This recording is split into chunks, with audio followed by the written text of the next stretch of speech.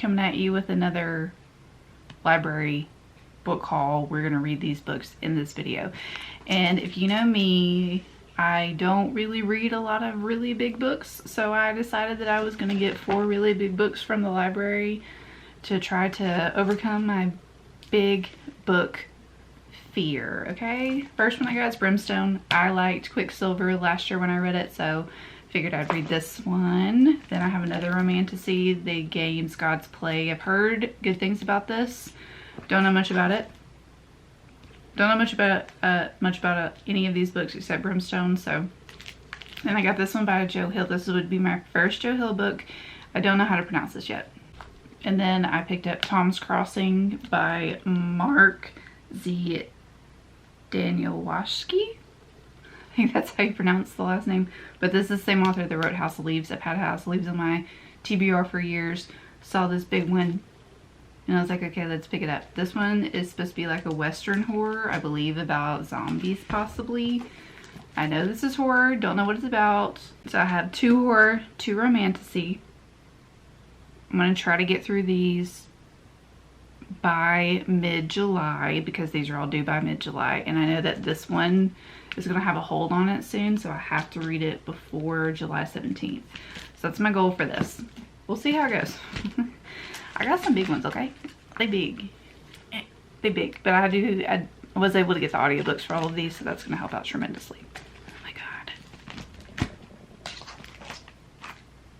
That's what this video is. I was editing this video and realized that my Brimstone file is corrupted, so I'm going to have to jump in here and let you know how I felt about Brimstone. Brimstone was a wild ride, okay? Kingfisher is still a dude. Sirius is still that bee. And Onyx is so freaking cute. I love him so much. I can't tell you a lot about this book because it was like, it starts right after Quicksilver ends. And I just liked seeing Kingfisher having to go on these adventures with Sirius's friend. He cannot stand him, and it was so funny. It was so funny seeing how grumpy Kingfisher is and him having to get along with Sirius's friend, you know. But it was a good time. It did have some, like, there was a lot of action in this book, but it did have some pretty horrific scenes in it too, which I was not expecting.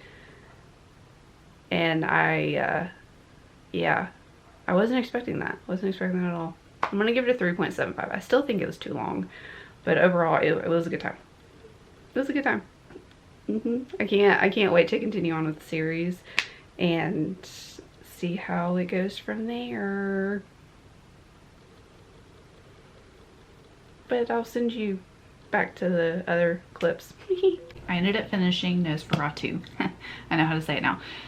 And I'm gonna give it a 3.75. I liked the majority of this book, but I don't think that it should have been over 600 pages because it just kept going and going and going and going. This book could have been cut down quite a bit, in my opinion, to tell the story itself. But we have this woman named Vic, and Vic was abducted by this guy named Manx, however you say his name. And when she was younger, it completely messed up her life. She went down the road of substance abuse, alcohol abuse, and she's been in and out of rehab most of her life. She left home at 18 and she ended up pregnant and had a kid named Wayne. And this experience altered her entire life. So as an adult, she just got out of rehab and she is trying to start over with her life. Her son Wayne comes to visit her because her ex has custody of Wayne because of all of her substance issues and everything. And she realizes that the person that abducted her and changed her life for the worst escaped.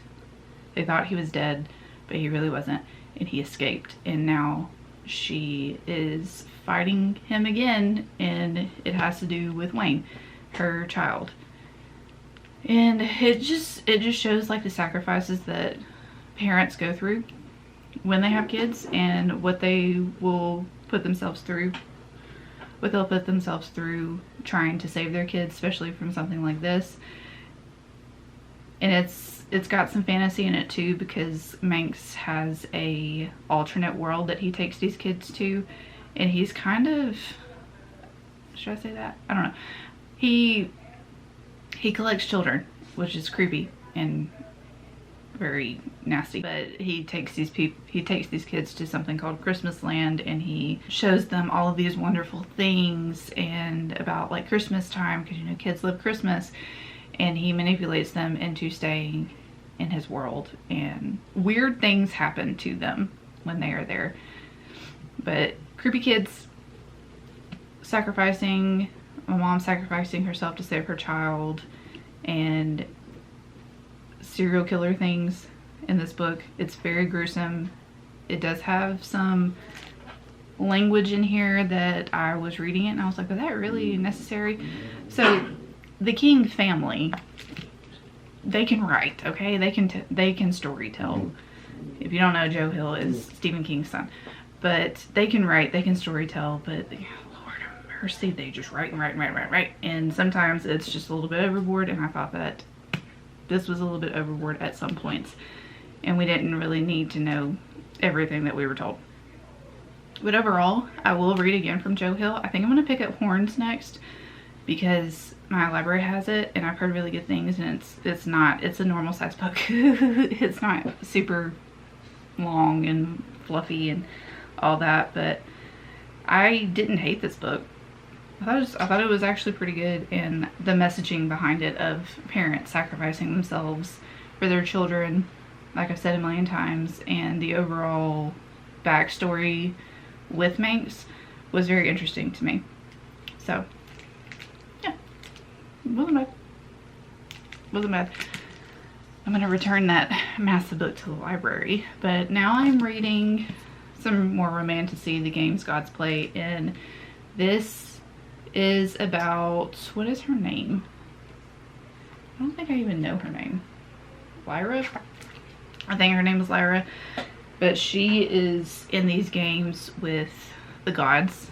Like every 100 years or so, the gods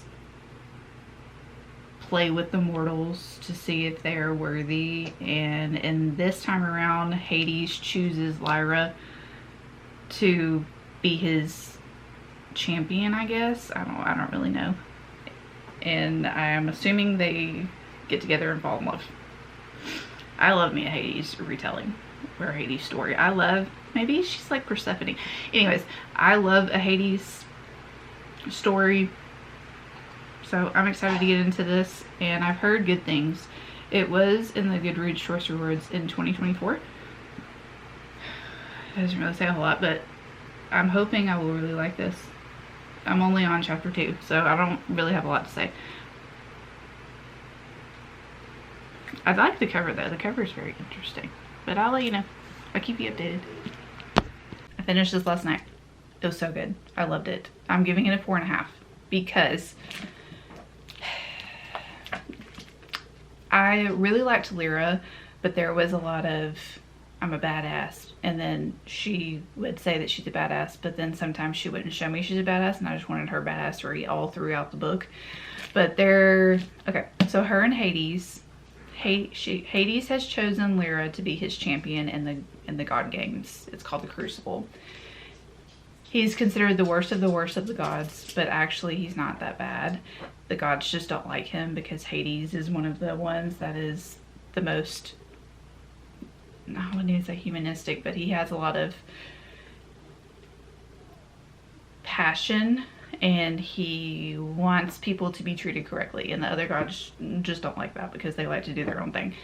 But he chose Lyra to be his champion, and they also have like a relationship in here too. It's slow burn, but it is hot. It's angsty, and I was all for it. And this book actually made me cry. I was not expecting to cry in this. I was expecting to have a good time because it's about trials and stuff like that. But there's just one part about Lyra and her best friend, and it just hit me. It just hit me on all kinds of, just hit me. It brought back some things that I thought that I had gotten over. Anyways, I really, really like this. I'm not going to tell you too much about it, but just know that Lyra is having to do all of the, they call them the labors, but they're like each of the gods' trials that they have to go through, and the trials are based on the different gods' powers or what they represent. And Lyra is realizing that working as a team is like the best thing that they can do, but there's a lot of people that are in these trials that don't want to work as a team because they just want to win. But Lyra is trying to get them to realize that if we work as a team, people aren't going to die, and it's just better to work as a team anyways because there's no I in team. So it does leave off on a cliffhanger, and luckily my library has the next book, so I'm going to go get it when the library opens this week because today's Sunday. But I'm going to go get it because I don't like cliffhangers, and I know that there's more books in this series, but no. What'd you just do? Did you just use the bathroom somewhere? My puppy just ran in here. Like she did something. Here she is. She's huge. She's getting big. Look at her. She's so cute. She got the hiccups right now. What'd you just do? Did you just get into something that you weren't supposed to? She's supposed to be my husband's dog, but she has become my dog. But yeah, I like this a lot. I can't wait to get into the second book. I didn't have like super high hopes going into this because Romantasy and me, sometimes we get along, sometimes we don't. But I liked it a lot. I liked it a lot. Yep. Okay. And now I'm reading this big ass book, Tom's Crossing. I finished it. No, I did not finish it. I started it last night, and I am still in the first chapter because these chapters are long as, and this book is over 1,000 pages. This will be the first 1,000-page book that I have not read, or that I have read that I was not assigned to, because I, like my undergrad and stuff like that, I had to read big books like this. But this is a choice. This is about this town, this like western town. I believe there's going to be zombies because it says that the dead rise. Right now we're just following Tom and Lindsay and meeting Tom and seeing how Tom is in the high school, talking about the high school people. I just know that this is huge. And we'll see how it goes. But there's Tom and there's this guy named Callan, and Callan is a scrawny dude. He's just not likable to the other people. They bully him, and Tom takes him under his wing, and Lindsay's just kind of sitting there chilling, watching everything happen. There's a lot of horses. I like horses, but I don't know. And westerns aren't my thing. Big books like this aren't my thing. So it's just way out of my comfort zone. And I don't have enough to tell you right now because, like I said, I'm only in the first chapter. But I keep you informed. I keep you informed. That's a big old book. I do have the library. I do have the audiobook for it. So the audiobook is 58 hours long. What? I can definitively say that this is not for me. I returned the audiobook.